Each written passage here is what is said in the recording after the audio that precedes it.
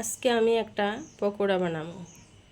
তো পকোড়াটার লেগে আমি কি করলাম, অল্প একটু সজনা পাতা, তো কুমড়া একটু কুড়াইয়া নিলাম। তার মধ্যে অল্প আলু আসছিল, তার জন্য আমি দিছি সিদ্ধ আলু, পেঁয়াজ আর কাঁচামরিচ বাটা, হলুদ, লবণ আর এখানে চালের গুঁড়া, সেটা দিয়ে আমি এখন মেখে নেব।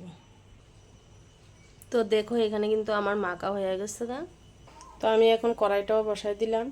কড়াইটার মধ্যে আমি একটু কুমড়ি করানো তেল ছিল, তো তেলটাই দিয়ে দিলাম। দেখো তেলটা অনেকটাই গরম হয়ে গেছে। আমি এখন একটা একটা করে বড়া দিয়ে দিব। ভিডিওটা আমি এক হাতে করতেছি, এই কারণে দেওয়ার সময় আমি তোমাদের দেখাইতে পারছি না। তো দেখো আমার এক সাইড কিন্তু মনে হয়ে গেছে, আমি একটু উল্টায়া দেখি। আজকে কিন্তু আমি অনেক দিন পরে একটা রান্নার ভিডিও দিতেছি। তো রান্নার ভিডিওটা আমি একা একা করতেও পারি না, তার কারণে রান্নার ভিডিওটা একটু কমই দেওয়া হয়। তো দেখো আমার একটা সাইড কিন্তু হয়ে গেছে, আমি উল্টায় দিই।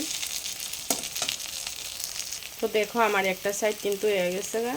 তো এখানে দেখো আমি আজকে কি কি রান্না করলাম। বেশি কিছু রান্না করিনি, অতিরিক্ত গরম তার জন্য। তো এখানে ডাল রান্না করলাম আর সয়াবিন দিয়ে আলু দিয়ে তরকারি। এখানে লাডি মাছ দিয়ে আমি ভর্তা বানাইলাম। দেখো এখানে আমার পকোড়া কিন্তু হয়ে গেছে গা, আমি এখন নামাই নিব। এখানে দেখো আমি গরম গরম ভাতের সঙ্গে কিন্তু পকোড়াটি দিয়ে তোমাদের দাদাকে ভাত দিয়ে দিলাম। সকাল সকালবেলা ও ডিউটিতে যায়, সেই কারণে।